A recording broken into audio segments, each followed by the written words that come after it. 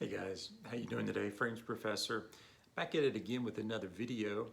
You know, it's the end of the month as I'm recording this. Today is June 30th, and I just wanted to share a little bit about what I've been wearing, not only this month of June, but maybe last, I don't know, 6 weeks or so, some of my favorites over that period of time. And you know, we all go through these changes and we're always looking for something in our collection that maybe we haven't worn, or maybe, you know, we rediscover something in our collection. That's always the best. You know, when we rediscover something, we haven't worn it in a while and we say, hey, let me try that. You pull it out from the shelf and give it a whirl, and it just, you know, really hits you maybe in a different way than it did before.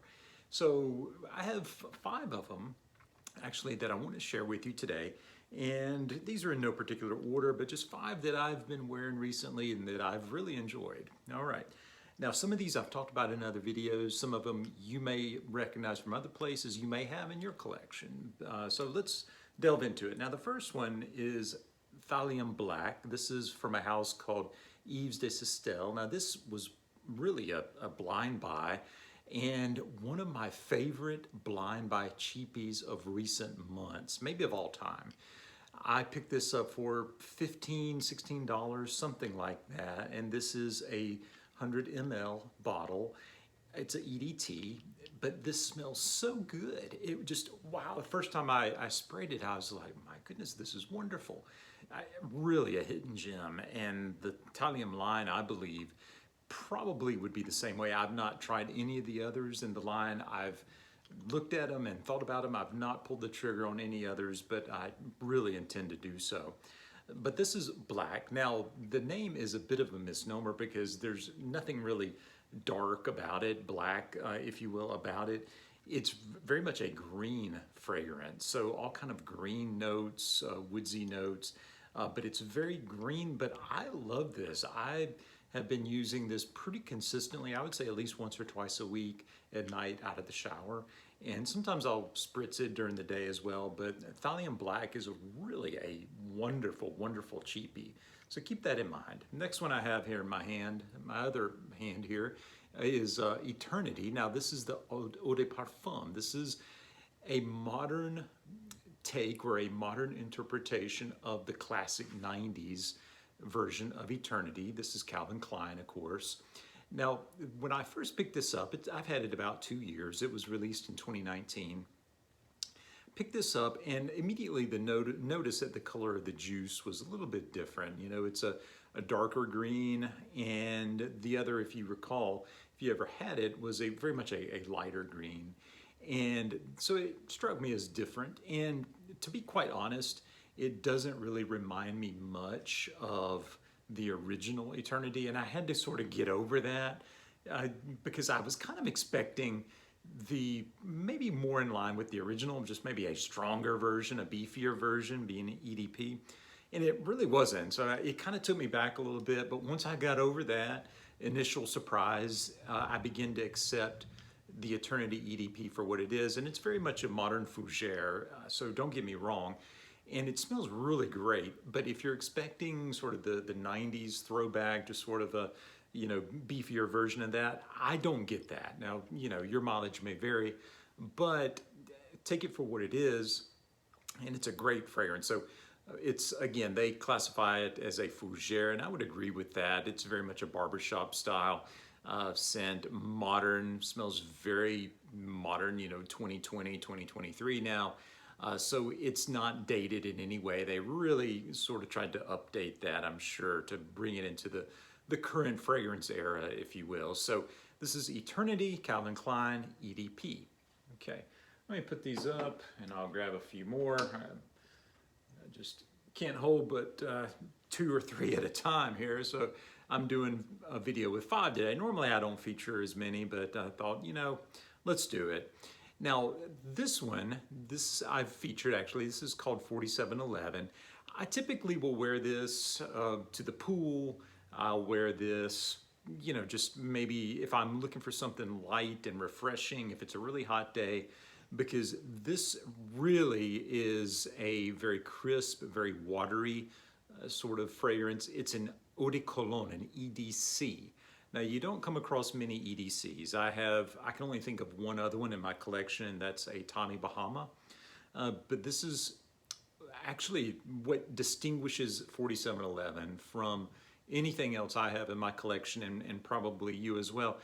This is the first modern men's fragrance. This was released several hundred years ago, actually, in the 1700s.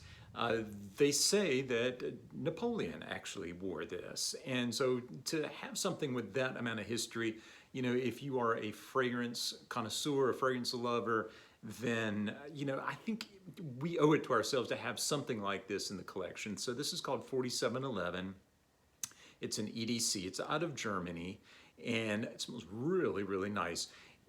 Doesn't have the potency that, you know, and even an EDT would have, but being an EDC, but I think it's wonderful for what it is, and it is so cheap.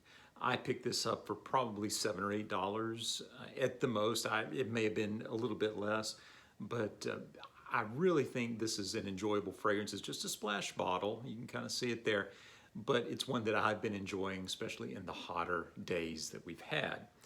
Now, next up, we have one that I've talked a lot about, and it's one of my favorites, actually, and I've been giving it some good wear this summer so far. It's Costume National. This is the Homme version, just the traditional Homme. This is also an EDP.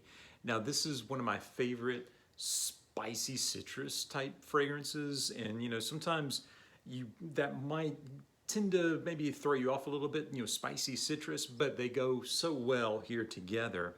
And it really smells unique to my nose. I don't really have anything else like it. And it's one that I typically will wear a lot at night, especially, you know, right after I get out of the shower, I'll spritz it on, you know, if I'm feeling maybe, I don't know, a little more upbeat, or want to wear something just, you know, that's going to really make me feel good the rest of the night. And one that I hope my significant other also likes. That, you know, this will do the trick. And so Costume National Homme, it's one of my favorites actually in the whole collection, believe it or not. And you can probably tell I've really used that up.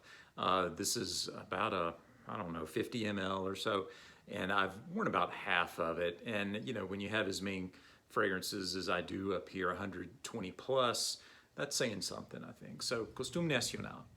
Let's get this last one up, and we'll kind of get ready to land the plane on this video here.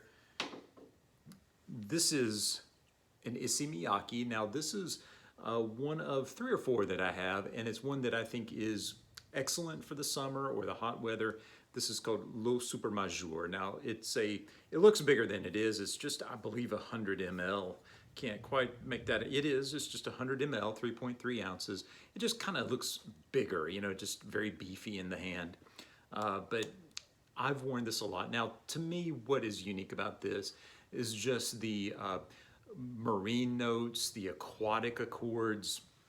It really smells like you're at the beach, or, you know, maybe some other, I don't know, lake or something like that. It really, those water accords really come out and shine in this scent for me personally.